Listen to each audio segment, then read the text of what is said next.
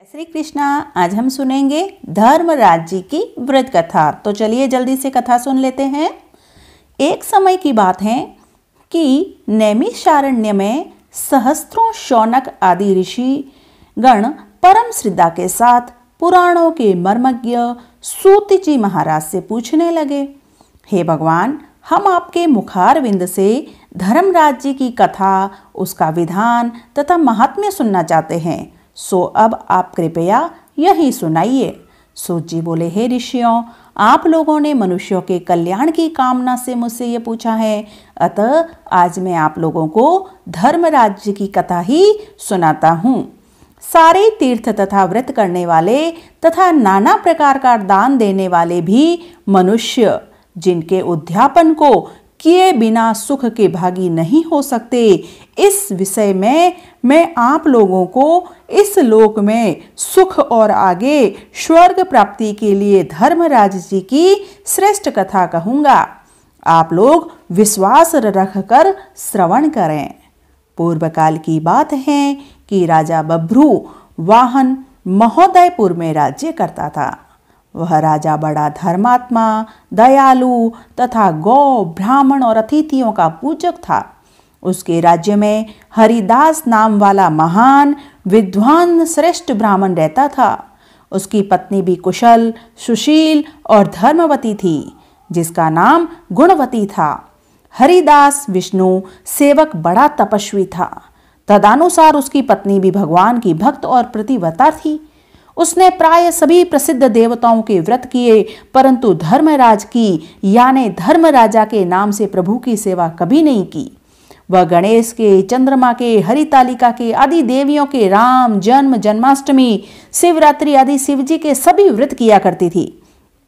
बड़ी श्रद्धा से सदा एकादशी का व्रत करती हुई यथाशक्ति दान भी देती रहती थी और अतिथि सेवा से कभी विमुख नहीं रहती थी। इस प्रकार धर्मपरायण वह वृद्धावस्था में मृत्यु को प्राप्त हुई तो धर्माचरण के प्रभाव से यमदूत उसे आदरपूर्वक धर्मराज के पुर को लेके गए। दक्षिण दिशा में पृथ्वी से कुछ ऊपर अंतरिक्ष में धर्मराज का बड़ा भारी नगर है, जो कि पापी लोगों को लाभदायक है। धर्मराज का पुर 1000 योजन का है। वह चौकोर है तथा उसके 4 द्वार हैं। वह नाना प्रकार के रत्नों से शोभायमान है। उसमें कई मनुष्य जो पुण्य भोगने गए हैं निवास कर रहे हैं। स्थान स्थान पर गीत सुनाई दे रहे हैं और बाजे बज रहे हैं। उस नगर के 7 कोट हैं। उसके बीच में महासुंदर धर्मराज जी का मंदिर है। वह रत्नों का बना हुआ है और अग्नि, बिजली तथा बाल सूर्य के समान चमक रहा है। उसके दरवाजों की पेड़ियां स्फटिक मणि की हैं और हीरे की कणियों से आंगन चमक रहा है। उसके मध्य में अनुपम सुंदर सिंहासन पर धर्मराज भगवान विराजमान है। उनके पास चित्रगुप्त जी का स्थान है, जो मृत प्राणियों के पाप पुण्य का सारा लेखा भगवान धर्मराज को सुनाया करते हैं। यमराज के दूत गुणवती को वहां ले गए। उनको देखकर वह भयभीत होकर कांपने लगी और नीचे मुंह किए खड़ी हो गई। चित्रगुप्त जी ने उसके पूर्व जन्म में किए हुए पाप पुण्य का लेखा आगे की व्यवस्था के लिए बताया।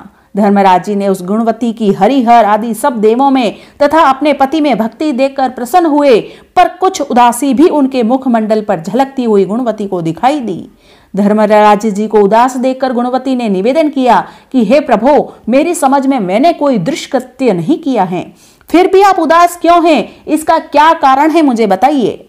धर्मराज जी ने कहा, हे देवी, तुमने व्रतादि से सब देवों को संतुष्ट किया, परंतु मेरे नाम से तुमने कुछ भी दान पुण्य नहीं किया। यह सुनकर गुणवती ने कहा, हे भगवान, मेरा अपराध क्षमा करें। मैं आपकी उपासना नहीं जानती थी। अब आप ही कृपा करके वह उपाय बताइए जिससे मनुष्य आपका प्रीति पात्र बन सके। यदि मैं आपके भक्ति मार्ग को आपके मुख से श्रवण कर वापिस मृत्यु लोक में जा सकूं तो आपको संतुष्ट करने का उपाय करूंगी। धर्मराज जी ने कहा, सूर्य भगवान के उत्तरायण में आते ही जो महापुण्यवती मकर संक्रांति आती है, उस दिन से मेरी पूजा शुरू करनी चाहिए। इस प्रकार साल भर मेरी कथा सुने और पूजा करें, इसमें कभी गलती नहीं करें। आपातकाल आने पर भी मेरे धर्म के इन 10 अंगों का पालन करता रहे। धृति तथा लाभ संतोष, क्षमा, यम नियम तथा मन को वश में करना, किसी की वस्तु को नहीं चुराना, मन से पर स्त्रियों या पर पुरुषों से बचना, यानी मन की शुद्धि और शारीरिक शुद्धि, इंद्रियों को वश में रखना, बुद्धि की पवित्रता यानी मन में बुरे विचार न आने देना, शास्त्र विद्या का स्वाध्याय यानी पूजा पाठ तथा कथा श्रवण या व्रत रखना और तदनुसार दान पुण्य करना, सत्य बोलना, सत्यता का ही व्यवहार करना, क्रोध न करना, ये 10 धर्म के लक्षण हैं। और मेरी इस कथा को नियम से सदा सुनते रहें या पढ़ते रहें, यथा शक्ति दान पुण्य तथा परोपकार करते रहें। जब साल भर बाद भी फिर मकर संक्रांति आवे तब उद्यापन कर दें। सोने की या असमर्थ हो तो चांदी की मूर्ति बनवाएं। विद्वान ब्राह्मण के द्वारा पूजन हवन आदि करें। मूर्ति की प्राण प्रतिष्ठा कर पंचामृत से स्नान करा षोडोपचार से उसकी पूजा करें। मेरे पास में चित्रगुप्त जी की पूजा करें और सफेद काले तिलों के लड्डू का नैवेद्य समर्पण करें एवं चित्रगुप्त जी को काले तिलों के लड्डू का भोग लगावें।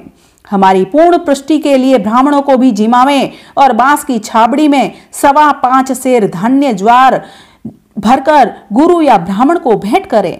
स्वर्ग में चढ़ने के लिए सोने या चांदी की निसरनी भी दान देवें। सुंदर बनी हुई सैया भी दान दें जिस पर मुलायम गद्दा, तकिया और रजाई हो। इसके सिवाय कंबल, पादुकाएं, बांस की लकड़ी, लोटा, डोर, 5 कपड़े तथा 5 वस्त्र भी दान देने चाहिए। गोदान की सामर्थ्य हो तो श्वेत या लाल गाय मेरे लिए और काली गाय चित्रगुप्त जी के लिए दान देवें। ये दान की वस्तु सर्वसाधारण के लिए है। धनवान व्यक्ति अधिक भी दें तो और भी अच्छा है।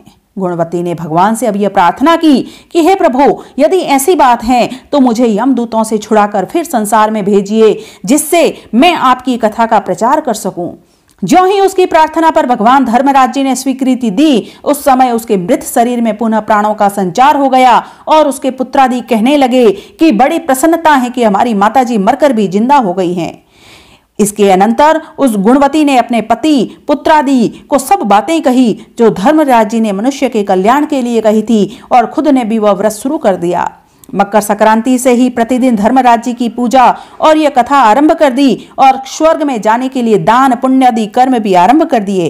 इस प्रकार वह गुणवती साल भर धर्म तथा कथा सुनकर तथा धर्म के 10 अंगों का पालन कर मृत्यु उपरांत जब स्वर्ग में पहुंची तो देवताओं ने उसका आदर किया और सदा स्वर्गीय भोगों को भोगती रही।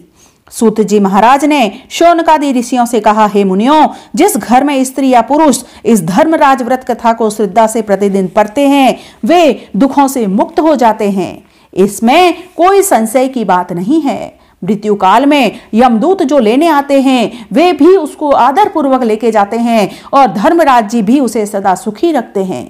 यदि इन मनुष्यों के कुछ पाप बाकी हो तो शीघ्र ही पाप का नाश का उपाय बताकर शीघ्र ही पाप मुक्त कराने में सहायक बन जाते हैं। गरुड़ पुराण आदि में लिखा है कि पापी लोगों को यमदूत महान कष्ट पहुंचाते हुए लेके जाते हैं, परंतु धर्मराज जी की कथा करने वाले यमलोक मार्ग में भी कष्ट नहीं पाते हैं और वे प्राणी शीघ्र ही स्वर्ग तथा अपवर्ग मोक्ष को प्राप्त हो सकते हैं। इति श्री शौर पुराणे वेवस्थ खंडे धर्मराज कथा भाषा संपूर्ण।